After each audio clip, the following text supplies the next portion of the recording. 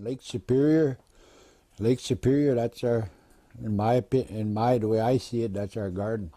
Me and Talon, we were on the front page of USA Today, that newspaper, and that was 10 years ago, 2007. And part of that was the mercury. They're doing a mercury pollution type study across the nation, and that's one of the things that changed our lives when we gather now. We adopt the different methods, and what's changed our life. There's some lakes that we fish on. You can't even eat fish, and you can't even eat. You would not even want to feed the fish to your kids because of the mercury that's in the lake. In fact, you wouldn't even.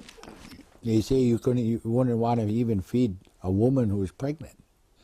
So there's all these different lakes now that have different mercury levels on it, that we go spearing on. In fact, even Lake Superior has is probably less harmful because a big body of water than the inland lakes. There's smaller. So there's some places that I won't even go catch the fish. And that was 10, 15 years ago. Went to one lake up there by Solon Springs, caught some fish there, and I looked at put the light on there and looked at the walleye, and they were just faded. They didn't even have no color hardly. They were just faded, faded. Something wrong with that fish. They didn't look right, different. So I didn't eat them. But there's another treaty over here, the unwritten law. The unwritten law that we've gotten away from. Everybody. It's everybody. We've gotten away from that unwritten law. For an example, you got 20 fish in that, 20 fish down there. You're going to take all that fish, or you're going to leave some fish in there so they can reproduce for the future generations down the road. Or when you go in the woods, and do I take all the birds in that one spot? No, you leave some. So there's a reverence and respect, not just the Anishinaabe who have treaties, but there's a reverence and respect that the human race has to the earth. And we've gotten away from that. And when I'm fishing and doing other sorts of stuff, kind of clears my mind. It's very spiritual, and if you do it in the right way.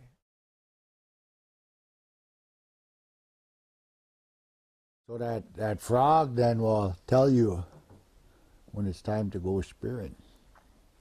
Or there's different things you kind of watch out for with the leaves, with the if you wanna, the suckers spawn when them papa leaves are about big as a squirrel ear, they'll say. So when that leaf in the springtime, that leaf is big as a squirrel ear, don't set your nets then, unless you want to catch 1,000 suckers. Or the temperature in the water. Mille Lacs, for an example, Mille Lacs today now, Mille Lacs Lake is suffering, and walleye are dying. They're dying in that lake. So when the water temperature in the springtime reaches a certain temperature, that's when all them walleye will spawn in the springtime. That's when they'll spawn. They'll spawn here too. But I remember 5 years ago or 4 years ago, a hard time trying to find the fish. Trying to find the lake, trying to find the fish, because their environment changed. So where they went out deeper in the lake, where it was cooler. The temperature of the water was different. So even the climate even changed the patterns of the animals, of the fish. It changed, it was different. But I noticed something. I noticed when the water was warming up because of the climate, because the climate was different. I noticed we were catching bass. Holy crap, we catching great big bass. Where are the big bass? I never used to catch that many bass. So I think they came from, my guess, they came from Chequamegon Bay. Chequamegon Bay is shallower water, and the water was warmer, and they come going this way, and the other fish went out. They went out. So I often thought, since that experience, I often thought if we had a tremendous climate change, what would happen to Lake Superior? And I seen it, what's going to happen. I seen that summer what's going to happen. There's going to be more bass and more. I mean, there might even, and I think if Lake Superior warms up any more than it does, you're going to start seeing a big decline in trout, a big decline in different species of fish, and you're probably going to see like more bass, and this will probably be the biggest walleye lake in the world. You know, so can we eat? Do I feel bad the lake is changing? Yeah, I do. Just like Talon talked about. He talked about, and he's right. He's right what he talked about. It's going to change things, how we are. It's going to change our culture.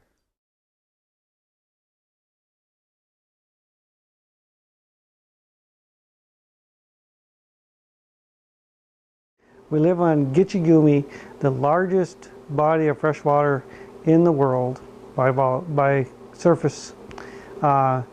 It's something that we chose to live here. Our ancestors brought us here to live. There's a story behind that. But one of the facts is we could get fish out of Lake Superior to feed our members. So there's a big drastic thing in the winters come around here, which then affects, of course, the patterns in the lakes, in the fish. It affects the patterns of the natural resources around here, which really affects our methodology of harvest and our time frame of harvest. Some of the other things that we have around here is your commercial fishing. We were dependent on commercial fishing up here for a livelihood, and the seasonal change of that. I've been told that Lake Superior on average has increased by 2 degrees, the water temperature itself. Now, I listen to some of our commercial fishermen who have books from their grandparents when they fished and where they fished, and they're routinely almost 2 weeks to a month off comparative to times when they set. So they look in their little black book and it says, we should be over here July 1st. There's good whitefish here July 1st. Well, now they go and set there in July 1st. There's not good whitefish there. It may be July 14th or the end of July before the good whitefish show back up. And that has a cycle that has occurred, so it's changed. Of course, we know that everything runs in cycles, but the trend seems to be really off compared to what was talked about, what was written down for the commercial fishing aspect of things. Because in the permit concept and the close of the seasons is we have certain closed seasons to protect the lake trout, which is a key element in Lake Superior, although our target species that we're trying to get is whitefish. But we're trying to protect the lake trout. And it's set up so that the close is supposed to cover the span of the spawning seasons for lake trout. Now, when things start getting shifted by a week or 2 weeks or a month, are we still protecting those? So seasonal changes are occurring, and with the fish, it is really occurring out there. In the season and the permits that we have out there for seasons now, do they do what they were intended to do back in the day?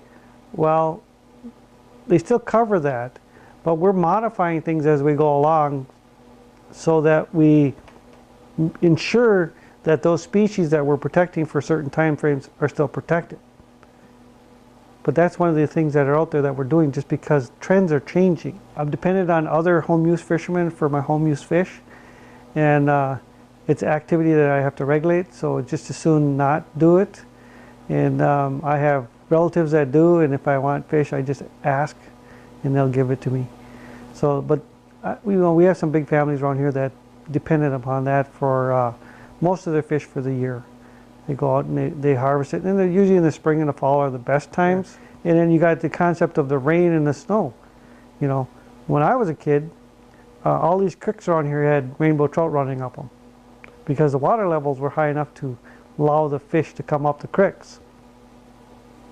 Recently, the water level in the creeks, because of lack of snow, lack of rain, they're not high enough to have the bigger fish come up to spawn.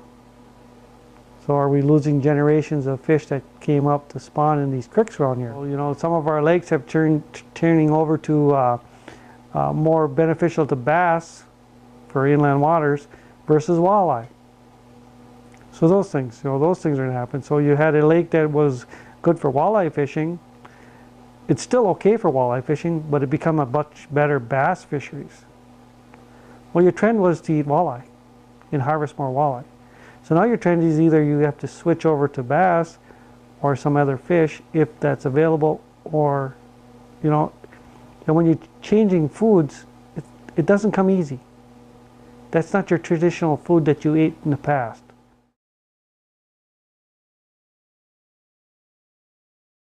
My research focuses a lot on climate change effects on fish populations in inland lakes, as well as other stressors on fish populations, such as invasive species and land use change and stuff like that. We were really interested in understanding declines that were already observed in walleye in Wisconsin lakes and the simultaneous increase of largemouth bass at the same time. So initially my research focused on that, of understanding what was happening right now and what had already happened and the drivers of that, and that kind of led us into projections of climate change. So our early work trying to understand walleye declines in Wisconsin showed that most of the declines could be traced to recruitment failures, so failures of walleye to survive through their first summer and into their first fall. In places where they used to do that, they weren't doing it as often anymore. So we tried to understand lake characteristics that were associated with good walleye recruitment versus not so good.